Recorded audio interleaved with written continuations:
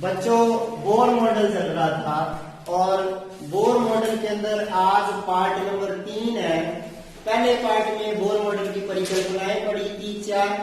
दूसरे पार्ट में हमने ई पॉइंट तक निकाल लिया था, जिसमें हमने इलेक्ट्रॉन की त्रिज्या निकाली, कक्षा की, हमने वेग निकाला, हमने गतिज ऊर्जा निकाली, हमने स्थितिज ऊर्जा निकाली।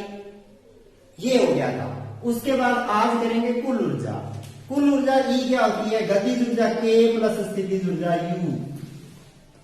गतिज ऊर्जा कल वाले लेक्चर में देख लेना, के थी इतनी mz² e4 by 8 epsilon 0 square n square h square. U थी इतनी। अब इस चीज को एक और भी लिखा था हमने, बराबर जो ये चीज थी इसको 13.6 इलेक्ट्रॉन वोल्ट बटे n स्क्वायर इंटू में z स्क्वायर भी है, तो इंटू में z स्क्वायर लगा के यहाँ पे अपने z स्क्वायर थोड़ा सा इधर लिख देते हैं। इसका जो फार्मूला आया था वो ये भी आया था 13.6 n square, 13.6 electron volt z square upon n square, ये भी आया था। ये आपका जो था k का एक और फॉर्मूला था, और u का भी एक और फॉर्मूला था जो आपको बराबर में ही रखना है, जो 2 गुना k था। मैं सीधी बात अगर बताऊं, माइनस के अंदर 2 टाइम्स ऑफ k था, यानी कि इसकी ठीक डबल लिख भी रहा है। ये 8 है तो ये 4 है नीचे, तो 2 का गुना हो गया। और दूसरी बात, यहाँ माइनस है या प्लस है, इसलिए माइनस का 2 के लिख दिया।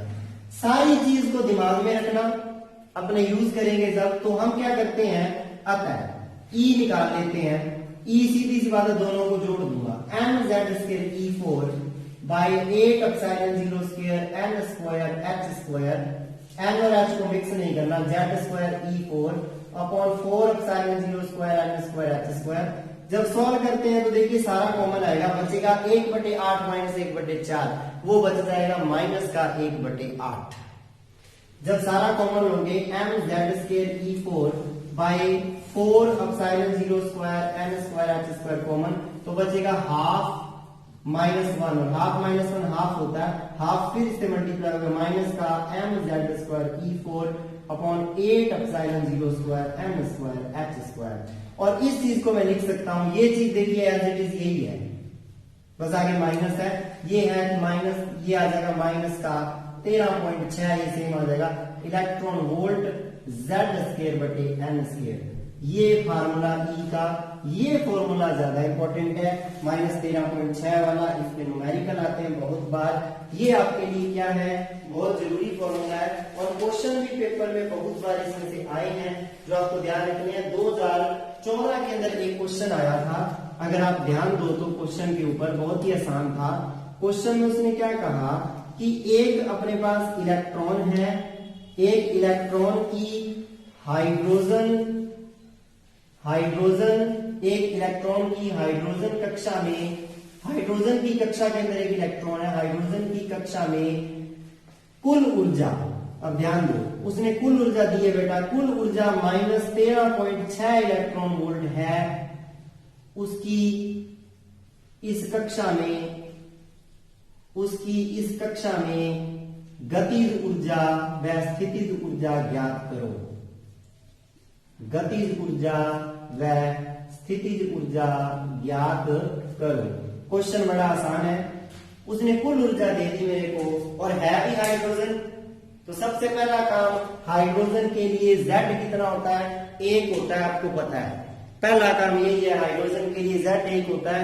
उससे पहले आप E की वैल्यू लिख लो, En लिख लो, चलो n आ रहा है ना, तो En मुझे पता है 13.6 इलेक्ट्रॉन वोल्ट बटे n square into z square. अब मैं लिख देता हूं हाइड्रोजन के लिए,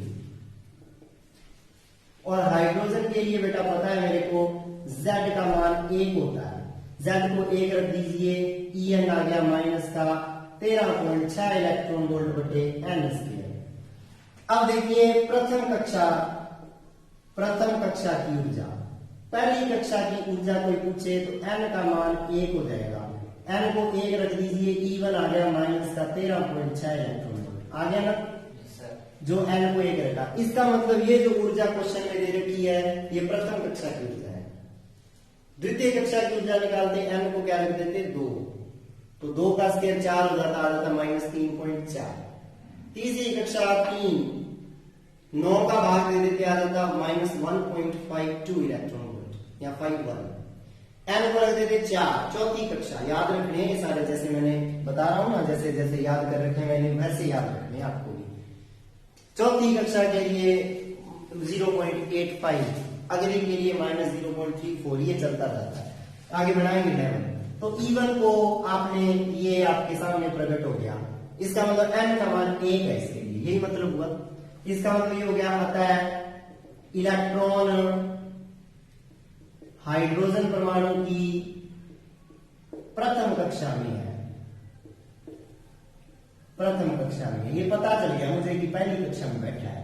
अगर वो पहली कक्षा में है तो यहाँ जाओ, k का मान दिख रहा है सामने और u का मान डबल होता है k का, तो सीधी सी बात है अतः गतिज ऊर्जा, क्योंकि क्वेश्चन में पूछा है गतिज ऊर्जा और स्थितिज ऊर्जा बताओ, तो देखो मैंने तो बहुत ही आसान ही कर दिया, पहले ही मैंने वो चीजें बता दी कि डबल होता है। अब k खुद देखो ये माइनस में है, इसका माइनस ही, इसका प्लस है, बस में इतना ही फर्क है। तो इसका मतलब k तो उतना ही जितना e है, बस आगे माइनस आ जाए, यानी कि k का मान क्या होता है 13.6 इलेक्ट्रॉन वोल्ट बटे n स्क्वायर गुना z स्क्वायर। अब इसको मैं लिख सकता हूं माइनस का e n, लिख सकता हूं ना माइनस का e n, क्योंकि ये माइनस का है वो प्लस का उल्टे हैं एक दूसरे के। तो माइनस का अगर इसके आगे माइनस लगा दो, माइनस माइनस प्लस हो जाएगा, यही तो बन जाएगा k। इसका मतलब ये है, कहता है k का मान क्या आ गया -13.6 इलेक्ट्रॉन वोल्ट। इसका मान रख देंगे यहां से 1 से अपने क्या करेंगे En का मान रखने पर, और En की जगह E1 है क्योंकि पहली कक्षा है, आपको पता है n = 1 लेंगे, पहली कक्षा इसमें दी हुई है, पहली कक्षा है तो E1 का मान रख देंगे, तो आपके पास क्या आ जाएगा k की वैल्यू आ गई प्लस का 13.6 इलेक्ट्रॉन वोल्ट। ये लो, कितना आसान क्वेश्चन था। लिखने का तरीका तो चलो पता है आपको, लिखने का तरीका तो याद रखना ही पड़ेगा, लेकिन वैसे दिमाग में सोच के देखे तो हो ही गया क्वेश्चन, पता चल रहा है n1 है, दोनों को देख के n1 है तो k इतना होता है u, और आपको पता है u जो होता है वो माइनस का डबल होता है k का, तो माइनस का 2 गुना 13.6 कर दो, k का डबल कर दो, तो u आ जाएगा माइनस का 6 दूनी 12, 3 दूनी 7, 2 एकम 2, 27.2 इलेक्ट्रॉन वोल्ट माइनस का। ये आपका आंसर आ जाएगा, कितना आसान है। देखिए एक क्वेश्चन 2015 में आया था, उस पे भी अपनी नजर दौड़ा देते हैं। क्या कहता हाइड्रोजन के लिए न्यूमेरिकल आना ही आना है बेटा, इसमें आरबीएसई बोर्ड के न्यूमेरिकल करवा रहा हूं, ये कोई सीबीएसई का नहीं है। क्या कह रहा है हाइड्रोजन के लिए, ध्यान दो, निम्नतम कक्षा, तो निम्नतम कक्षा कौन सी होती है, पहली दूसरी तीसरी, कौन सी, हाइड्रोजन के लिए निम्नतम कक्षा में इलेक्ट्रॉन की गतिज ऊर्जा ज्ञात करो। हाइड्रोजन के लिए निम्नतम कक्षा में इलेक्ट्रॉन की गतिज ऊर्जा ज्ञात करो, और पहले तो फॉर्मूला लिख लिया करो। गतिज ऊर्जा का फॉर्मूला सामने लिखा पड़ा है, क्या है, k बराबर प्लस 13.6 इलेक्ट्रॉन वोल्ट बटे n स्क्वायर गुना z स्क्वायर, यही है गतिज ऊर्जा का फार्मूला, सामने लिखा है ये वाला, दिख रहा है सबको अच्छे से। क्या करना है, निम्नतम कक्षा, पहली कक्षा ही होगी, सबसे नीचे वाली कक्षा, इसका मतलब निम्नतम कक्षा के लिए, और क्वेश्चन कितना आसान है देखो, निम्नतम कक्षा के लिए अगर वो कहता ना या कुल ऊर्जा बताइए तो ये फार्मूला लग जाता, वो कहता बताइए स्थितिज ऊर्जा तो ये फार्मूला लग जाता। दिक्कत क्या है, -2 के मतलब माइनस का 2 गुना 13.6 वो सेम। तो निम्नतम कक्षा के लिए n बराबर 1 रख दो, और z बराबर 1 रखना है। क्वेश्चन में हाइड्रोजन दिया, लिथियम दिया होता तो 3 रख देते, z हीलियम दिया होता तो 2 रख देते, वो भी ध्यान रखना है। तो एक किसका है, हाइड्रोजन, इंग्लिश में लिख देता हूं, चलो हाइड्रोजन के लिए मान रख दो सारे, k का मान आ जाएगा प्लस, देखो वो कैलकुलेशन तो कुछ मान ही नहीं रहा आपसे, बस वो नॉलेज चेक कर रहा है आपका, 1 स्क्वायर बटे 1 स्क्वायर।